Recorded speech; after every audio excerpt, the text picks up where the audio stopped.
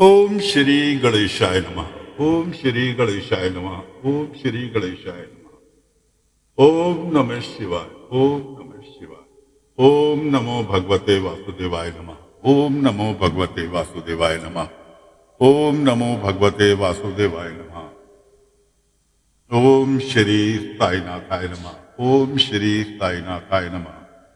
देवियों, सज्जनों, साथियों, दोस्तों, भक्तों, सभी को नमस्कार। आज आपको सुनाने जा रहे हैं श्रीमद् भागवत पुराण कथा का स्कंद 3 का 21वां अध्याय। अध्याय में कर्दम जी की तपस्या और भगवान का वरदान। विदुर जी मैत्रेय मुनि से कथा सुन रहे हैं और उनके साथ साथ हमारे माध्यम से आप भी सुन रहे हैं, तो प्रेम पूर्वक कथा सुने। विदुर जी ने पूछा, भगवान, स्वयंभू मनु का वंश बड़ा आदरणीय माना गया है। उसमें मैथुन धर्म के द्वारा प्रजा की वृद्धि हुई थी। अब आप मुझे उसी की कथा सुनाइए।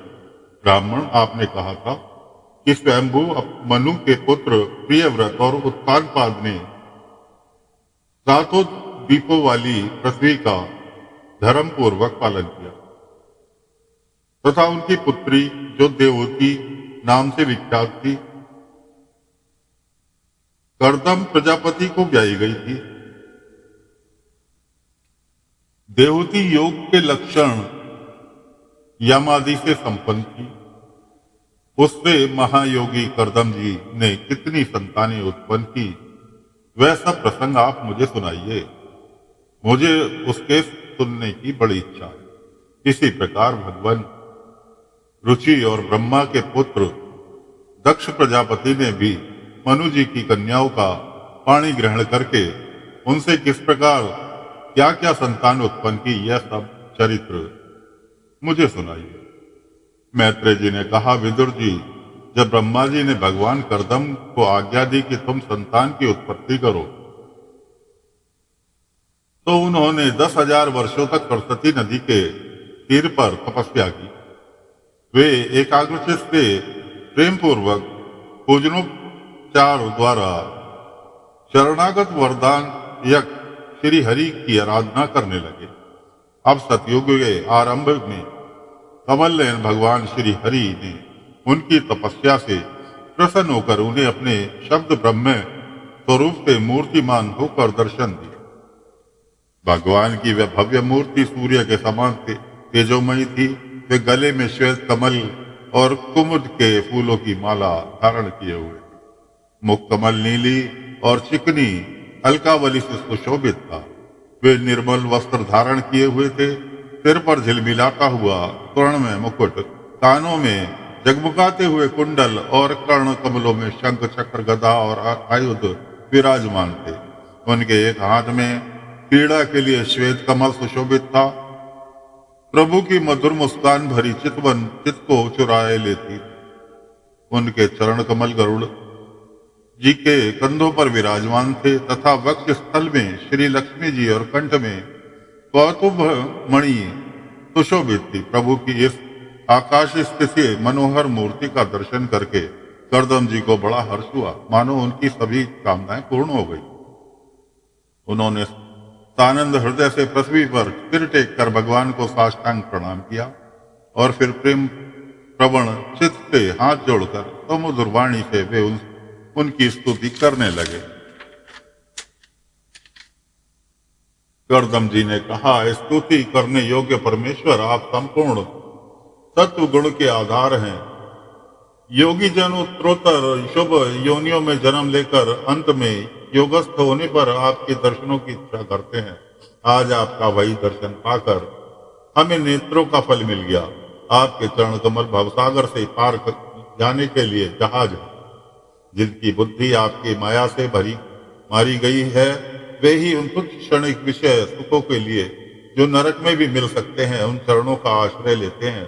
किंतु स्वामी, आप तो उन्हें वे विष भोग भी दे देते हैं। प्रभु आप कल्पवृक्ष हैं, आपके चरण समस्त मनोरथ को पूर्ण करने वाले हैं। मेरा हृदय काम कलुषित है और मैं आपके अनुरूप स्वभाव वाली और गृहस्थ धर्म के पालन में सहायक शीलवती कन्या से विवाह करने के लिए आपके चरण कमलों की शरण में आया हूँ। सर्वेश्वर आप संपूर्ण लोकों के अधिपति हैं। नाना प्रकार की कामनाओं में फंसा हुआ यह लोक आपकी वेदवाणी रूप डोरी में बंधा हुआ है। धर्म मूर्ति उसी का अनुमान करता हुआ मैं काल रूप आपको आज्ञा पालन रूप पूजो पहाड़ आदि समर्पित करता हूँ।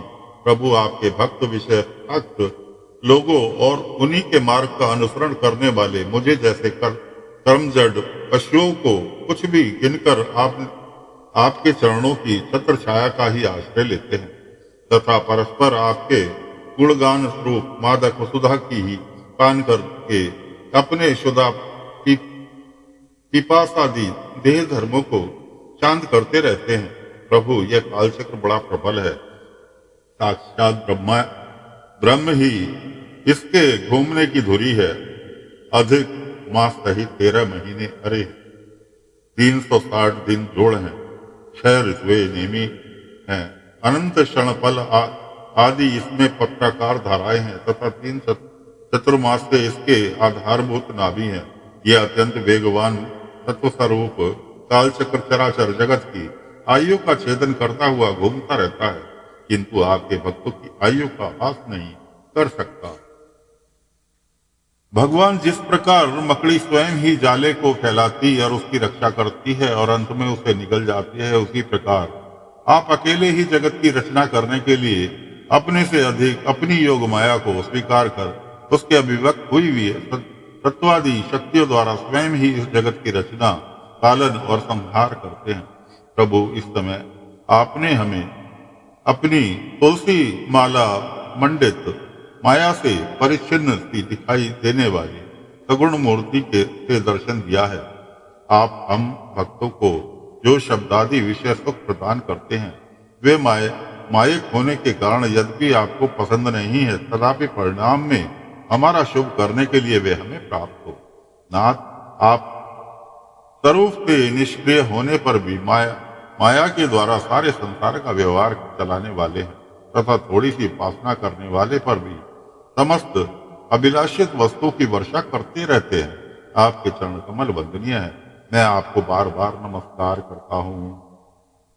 मैत्रेय जी कहते हैं भगवान की भवें प्रणय मुस्कान भरी चितवन से चंचल हो रही थी। वे गरुड़ जी के कंधे पर विराजमान थे। अब करदम जी ने इस प्रकार निष्कपट भाव से उनकी स्तुति की, तब वे उनसे अमृतमय वाणी से कहने लगे।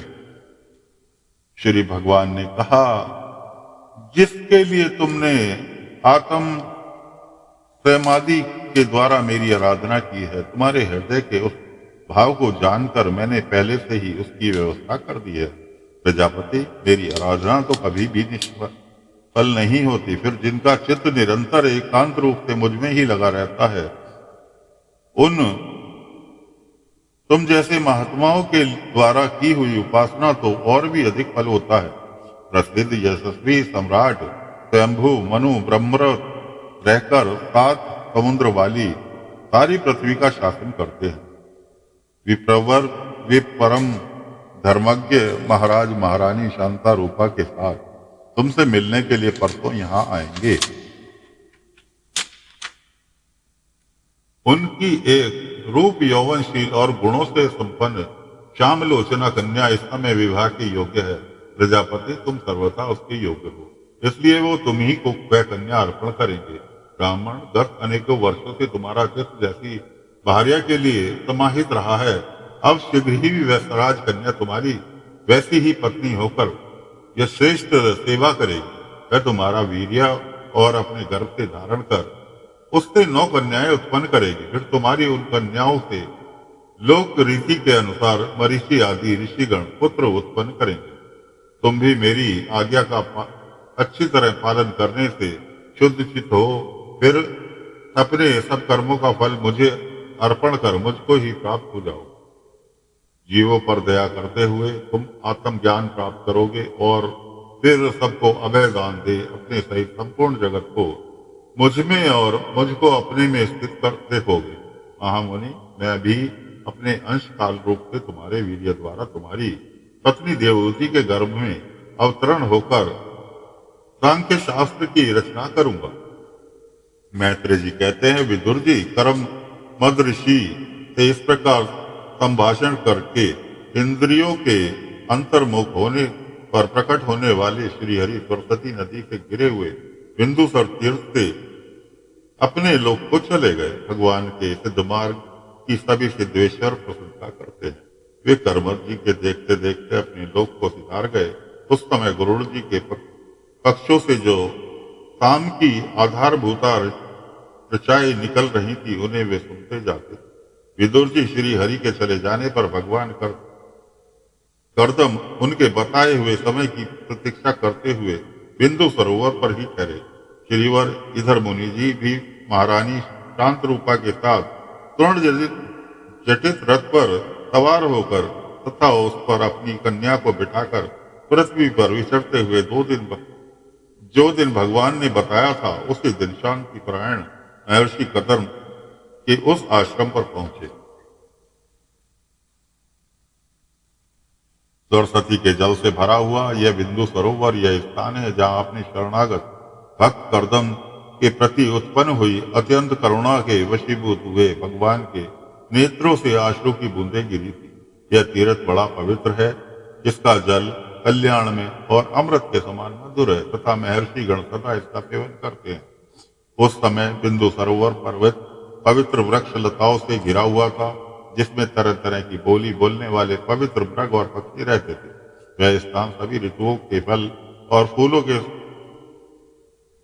फूलों से संपन्न था और सुंदर वन श्रेणी भी उसकी शोभा बढ़ाती थी। वहां झुंड के झुंड मतवाले पक्षी चहक रहे थे, मतवाले भौरे मंडरा रहे थे, उन्मत्त मयूर और अपने पिछ फैला फैला कर नट की भांति नृत्य कर रहे थे, और मतवाले कोकिल कुहू कुहू करके मानो एक दूसरे को बुला रहे थे। वह आश्रम कंदप, चंपक, अशोक, करंज, बिल्कुल, आसन, कुंद, मंदार, गुड्डज और नए नए आम से वृक्षों से अलंकृत था। वहां जलकाग, बत्तख आदि जल पर तैरने वाले पक्षी, हंस, कुकर, जलमुर्ग, सारस, चकवार, शकोर, मधुसर से कलरव कर रहे थे। हरिण, सुअर, शाही, नीलगाय, हाथी, लंगूर, सिंह, बानर, नेवले और कस्तूरी मृग आदि पशुओं से वह आश्रम घिरा हुआ था। आदिराज महाराज मनु ने उस उत्तम तीर्थ में कन्या सहित पहुंचकर देखा कि मुनिवर कर्दम अग्निहोत्र से निर्वत होकर बैठे हुए हैं। बहुत दिनों तक उग्र तपस्या करने के कारण वे शरीर से बड़े ही तेजस्वी दिखते थे तथा भगवान के स्नेहपूर्ण चितवन के दर्शन और उनके उच्चारण किए हुए करुणामृत रूप सुनकर वचनों का सुनने से इतने दिनों तक तपस्या करने पर भी वे विशेष दुर्बल नहीं जान पड़ते थे। उनका शरीर लंबा था, नेत्र कमल दल के समान विशाल और मनोहर थे, सिर पर जटाएं सुशोभित थी और कमर में चीर वस्त्र से वे निकट से देखने पर बिना कान पर चढ़ी हुई महामूल्य मणि के समान मलिन जान पड़ते थे।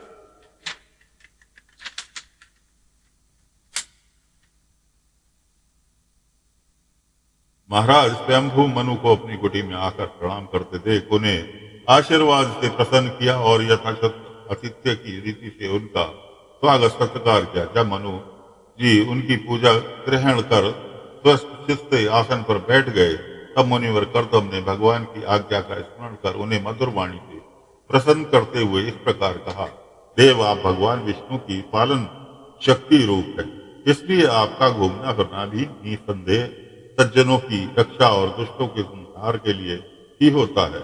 आप साक्षात विशुद्ध विष्णु स्वरूप हैं तथा भिन्न भिन्न कार्यों के लिए सूर्य, चंद्र, अग्नि, इंद्र, वायु, यम, धर्म और वरुण आदि के रूप धारण करते हैं। आपको नमस्कार है।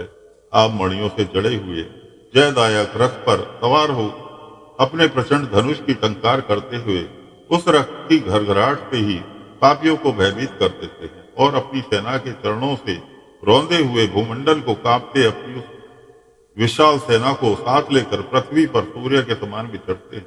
यदि आप ऐसा न करें तो चोर, डाकू, भगवान की बनाई हुई वर्णाधर्म की रक्षा मर्यादा को तत्काल नष्ट कर दे तथा विषय लोलुप निष्कुंश मानवों द्वारा अधर्म फैल जाए। यदि आप संसार की ओर से निश्चित हो जाए तो यह लोग दुराचारियों से पंजे में पड़कर नष्ट हो जाए।